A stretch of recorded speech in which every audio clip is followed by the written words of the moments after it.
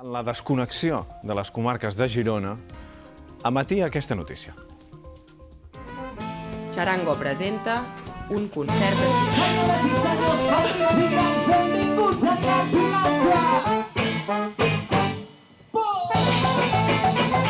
Tot va començar tocant als carrers del barri vell de Barcelona amb una guitarra petita anomenada Charango. A partir d'aquesta experiència, els 8 components de la banda van crear una història imaginària. Charango neix en una ciutat llunyana anomenada Clàunia, un indret on la companyonia i l'alegria són la base de la convivència. Igual que una companyia de circ nòmada, viatgen amb caravana de poble en poble, obrint les portes cap a aquest món desconegut. Vam muntar tot el directe pensant una mica en aquesta idea de dir, vale, construïm una espècie de ciutat utòpica que és el lloc en el que ens agradaria viure i anem-ho a explicar a la gent de poble en poble, no? I això és una mica el que ha mogut Charango aquest any. Un any de concerts amb gran èxit. Doncs us he de dir que tampoc esteu tan diferents. Home, no sé què dir-te, Tant de bo. Està fort, El Guillem Miquel, Sergi Carbonell, moltíssimes gràcies A vosaltres. per haver vingut a la planta baixa. 8 anys després d'allò. 8 anys, no? Sí, Sí. 8 anys. O això potser... Sí, 8 anys. Aquí 2012, devíem haver tret el 2012. primer disc. Sí. Com us ha canviat la vida? Uf!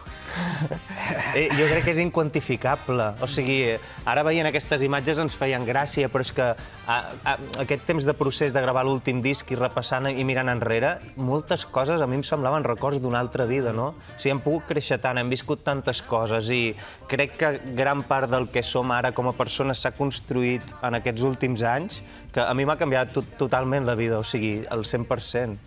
Què heu après? És una mica de filosofia. Hem après moltes coses. La veritat és que els que vam començar fa 10 anys enrere i els que som avui no té gaire res a veure. Segurament vam començar pensant què volíem que fos el grup o perquè volíem que servís i vam començar aquest viatge sense saber gaire per on caminar i realment és com que ens ha anat conduint per anar aprenent una mica això, que al final la música podia servir per alguna cosa més que només entretenir, no? Sí, i moltes coses a nivell vital, no? Com hem crescut, que som uns privilegiats, no? Que hem crescut en la banda fàcil del planeta, que podem viatjar pel món quan la majoria de persones no poden fer-ho, que hem pogut escollir allò que ens feia feliços, fins i tot ara podem escollir tancar-ho quan volem per fer altres coses, no? Donar-nos, compartir, no? Bueno, i no sé, al final és que podríem parlar 10 hores de què ens emportem, no? Si haguéssim de resumir segurament el grup de música seria aquest, no? L'aprenentatge, al final, sí, és impagable el que hem viscut. Ara que parlaves de privilegis, pensava que el Ken Elias i jo hem tingut aquesta setmana, ja fa una mica més d'una setmana, no? El privilegi d'anar escoltant les cançons d'aquest que és l'últim disc. Sempre, quan presentes un disc, es diu que és l'últim disc que heu publicat, però aquest és de veritat, Aquest va de veritat. De veritat, exacte. De Vent i Ales, que avui el tenim aquí en versió tricolor. Serà 3 colors? Sí, exacte. Bueno, és una cosa, de fet, la Nirvana Jiménez, que és la companya que ha fet el disseny del disc i ha fet aquesta portada meravellosa, que hi ha 10 ocells, que som 10 membres al grup i volíem que hi hagués a la portada alguna imatge simbòlica d'aquest sortir volant, no? I ens va passar diferents proves de disseny i com que ens agradaven totes... No sabíem què triar. Que triï la gent, nosaltres no sabem triar. Sí. Ken Elias, de Vent i Ales. És que, clar, jo quan vaig començar a escoltar el disc ja plorava, perquè els que hem seguit la carrera de Charango fa cosa, no? Fer l'escolta del disc i dir... És el que ens han deixat. Crec que és un disc amb un segell identitari que automàticament, des d'una introducció del disc que ja veus automàticament què és el que et planteja, penso que fan un repàs vital per aquests 10 anys. Hi ha cançons dedicades a la ciutat de Barcelona, on comença tot. Hi ha una cançó que posa el punt final al disc, que és Hora de tornar a casa. A mi m'ha encantat una habanera a prop del mar. Que guai! Que és una delícia i penso que serà un disc que provocarà llàgrima viva a tota la gent que avui, que des de les 11 de la nit està escoltant el disc, doncs quan el posi és un disc de llàgrima fàcil. Jo ja li he encarregat al Ken Elias que el dia 9 de gener, que és el meu aniversari, quan arribi a la redacció... Avui que et fas gran. Està apuntadíssim. Sí o no? La cançó d'aniversari que tenim, mira, doncs... És que serà la cançó que sonarà a tot arreu, als aniversaris. Tant de bo la gent l'agafi i la faci servir, no? Per això són les cançons al final. Heu fet una cançó d'aniversari, expliqueu això. Sí. Bueno, al final... Ho va fer el Club Super 3 fa uns anys. Sí! Ho va fer Manel després, no? Exacte. Clar. I ara fa Charango. Bueno, al final, tota aquesta gira, el disc el vam començar a escriure quan ja havíem decidit, no?, que seria l'últim disc que faríem i l'última gira i tot això, però a més d'aquest procés ens coincidia amb que feia 10 anys del primer concert. El primer bolo el vam fer el 2010, abans del primer disc i tot, no? I dèiem, hòstia, hem de fer una cançó d'aniversari. Tot el disc parla molt de la vida compartida. I en el moment on potser fem una mica balanç de les nostres vides és un dia molt concret, no?, que és el de celebrar que fem un any més, no? I vam voler fer una cançó d'aniversari com a excusa, al final, per dir tota aquesta gent amb qui ens anem acompanyant, que va formant part de la nostra vida sempre, no? Aquest vaixell familiar amb el que viatgem, i parla d'això. I A la deriva, que és la primera cançó que vam conèixer d'aquest disc i que ja té videoclip, aquest. Atrapar la lluna plena, creuar junts tota la terra buscant un nou món. Rebentar tots els rellotges, apagar el motor ferotge, començar de nou. Oh, que la vida es pari fins que surti el sol.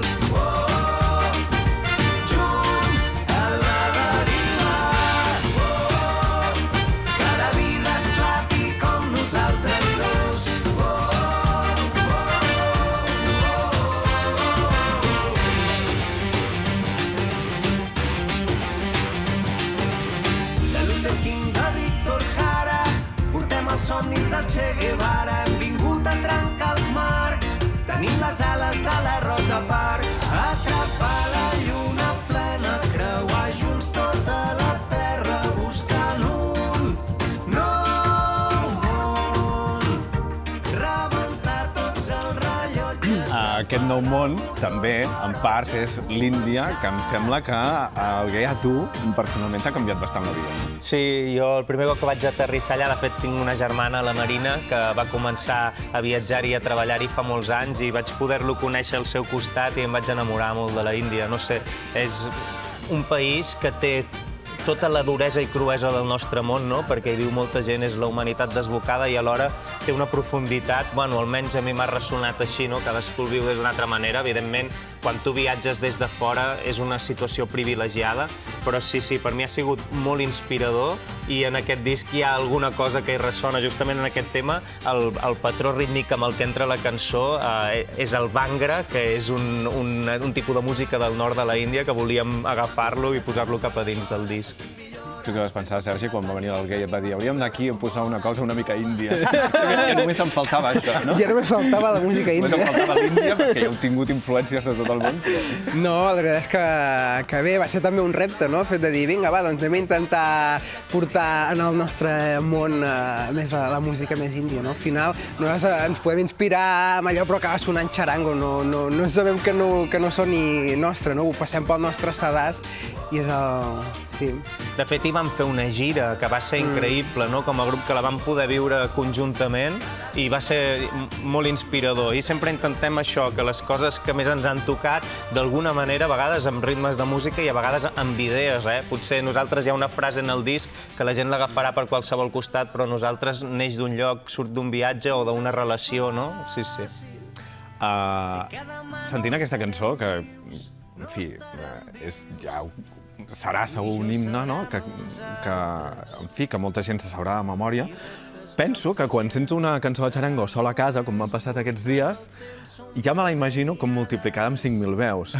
Perquè és així, perquè les cançons de xarango, al final, quan has anat a 3 o 4 concerts, saps que és impossible que les canti l'Alguer sol, que les canta la massa, i que mai són 10 o 20 els espectadors, sempre es compten per milers, no? I clar, això ara Com ho farem?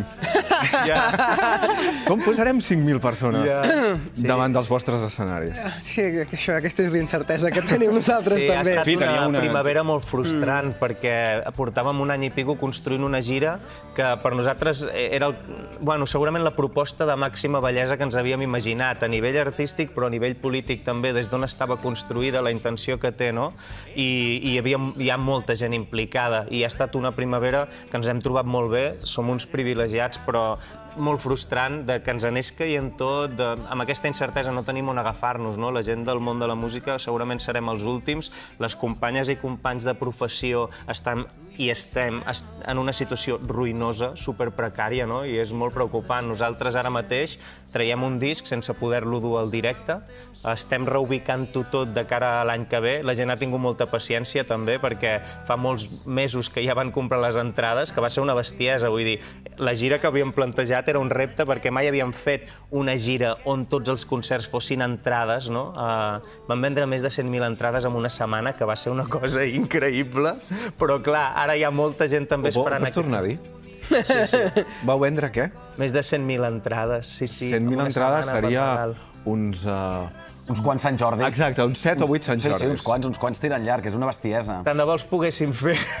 Tant de bo Sant Jordi no tingués les concessions que té i els poguéssim fer. Exacte, sí, ens hem trobat també molt orfes d'espais, no? Per això també la proposta de la gira autogestionada, perquè al final tot et posa en contradicció amb el que nosaltres preteníem portar a terme, i aquesta gira que muntem està al servei de crear nous projectes cooperatius d'economia social que puguin ser eines que abasteixin el món de la música. Coses que ens hagués agradat trobar-nos nosaltres al principi, que quedin en marxa després de tot això, no? Ens hem acostumat a fins i tot veure com les grans marques no és només que subministrin coses, que entreguin un benefici, que facin un patrocini als grans festivals, sinó que en molts casos fins i tot els donen nom, no? Els donen nom. I vosaltres volíeu fugir d'això. Estan presents a dintre l'escenari. La idea era crear una alternativa, que la nostra gira ja fos aquesta alternativa i que, a més, quedés perenne per qui vingués després pogués utilitzar-la si volia, no? Sí, una sèrie de serveis que posen la vida al centre a favor del bé comú i que poden acabar recolzant un sector precari com el nostre, no?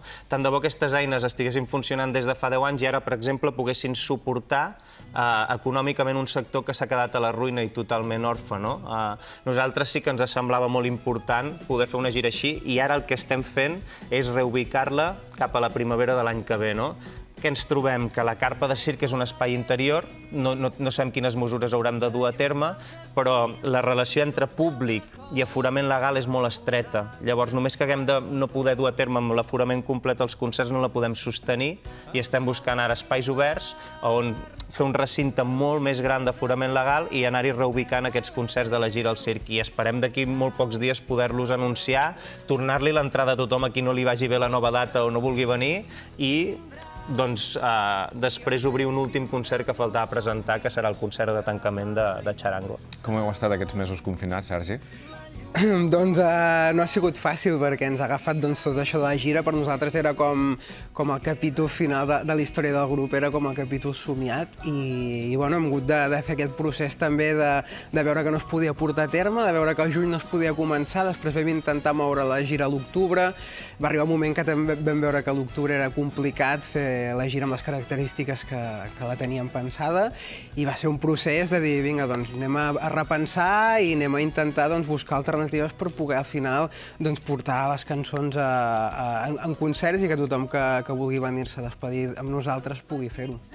S'acomiaden, després d'una dècada, 10 anys de Charango resumits en un minut. Hosti.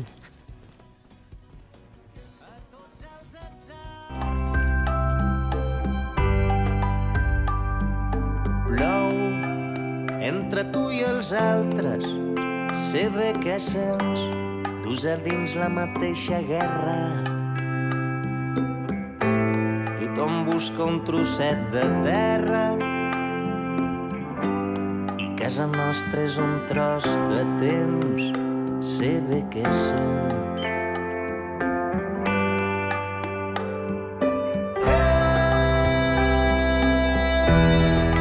Si la nit t'espanta, vine aquí. Tinc un circ de cançons fins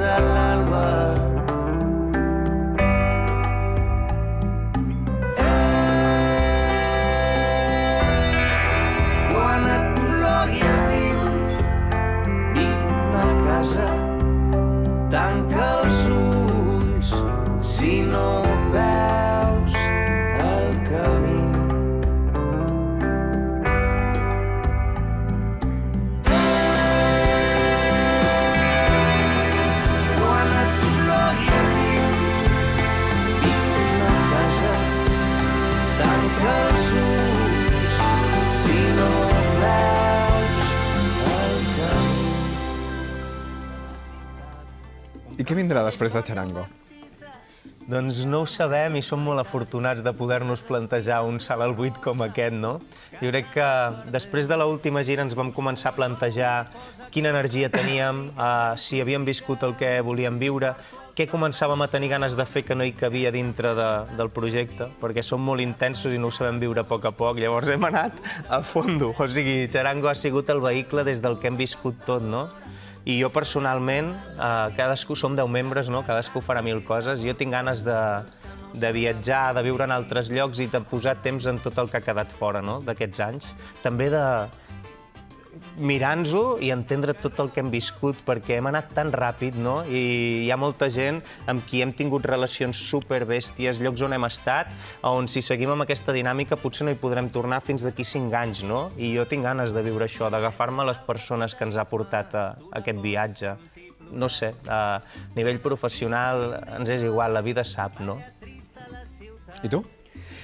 La veritat és que falta un any perquè acabem els últims concerts i no vull estar pensant què faré d'aquí un any, sinó que vull disfrutar de la sort de no haver de pensar què faré d'aquí un any i deixar que la vida em sorprengui.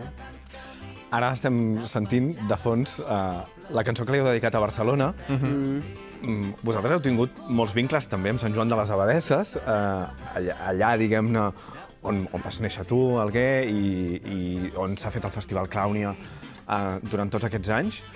Però també el lloc on va néixer Charango va ser Barcelona, no? Hi ha aquesta connexió molt gran amb la ciutat. Sí, som molt fills de dos paisatges, no? El lloc on hem crescut, ens ha construït com a persones, són aquests pobles petits que sempre hem entès com un entorn privilegiat i llavors aquesta ciutat on nosaltres amb 18 anys vam aterrar aquí per venir a estudiar i va començar a esclatar la nostra vida, no? A nivell musical, a nivell artístic, ho vam recollir tot aquí. I a Sant Joan de les Abadesses o a Ribes de Freser, et dirà el hippie o així, li vam fer una cançó que és el meu poble, no? Que parlava d'aquest paisatge. I a Barcelona sempre hi hem cantat, perquè hi ha moltes cançons on hi apareix un concepte de ciutat adormida, de lloc estrany que sempre ha estat Barcelona, però volíem cantar-li de cara. Hem fet aquest son cubano, que és un homenatge a les músiques d'anada i tornada, no? A aquesta relació que hi ha hagut, per exemple, entre Barcelona i Cuba, tradicionalment sempre, no? I és una cançó d'amor a la ciutat, d'amor als petits refugis, als petits espais d'esperança que hi hem anat trobant, però també amb aquesta sensació de que és una maquinària ferotge que passa per sobre de tot, que reprodueix amb la màxima expressió totes les violències d'aquest món, no? Ultraliberal, ultracapitalista en el que vivim i que ens ha atropellat i ens ha rebentat tantes vegades, no? Avui la Ingrid Guardiola, ara la saludarem, ens vol parlar d'això, de com ha estat Barcelona sense turistes aquests últims dies i com alguns espais, com la plaça de la Catedral, s'han recuperat perquè els nens hi puguin jugar a pilota, que és una cosa que feia, en fi, dècades que no passava i que ens han deixat estampes que a tots ens han semblat com de fa un segle, no? Ara parlarem d'això amb ella. L'Alguer parlava del petit refugi que per ells ha estat Barcelona. Crec que en un tuit deies ahir a la nit també que volies que aquest disc de Beniales sigui també un refugi, un petit refugi on ens trobem tots, no? Sí, al final les cançons acaben sent com una habitació, no? Un espai que envolta les nostres vides. Nosaltres la nostra vida la podem explicar amb un munt de cançons que ens han marcat i a través de les que hem viscut, i tant de bo aquestes abracin a la gent que l'escolti i acompanyin a la gent, posin banda sonora, no? El que la gent vagi vivint. Això és potser una de les coses més boniques que té compartir cançons. Que siguin aquestes abraçades que ara no ens podem fer. Moltíssimes gràcies per haver vingut i molta sort. A vosaltres, merci, de veritat. Gràcies. Gràcies. Ingrid.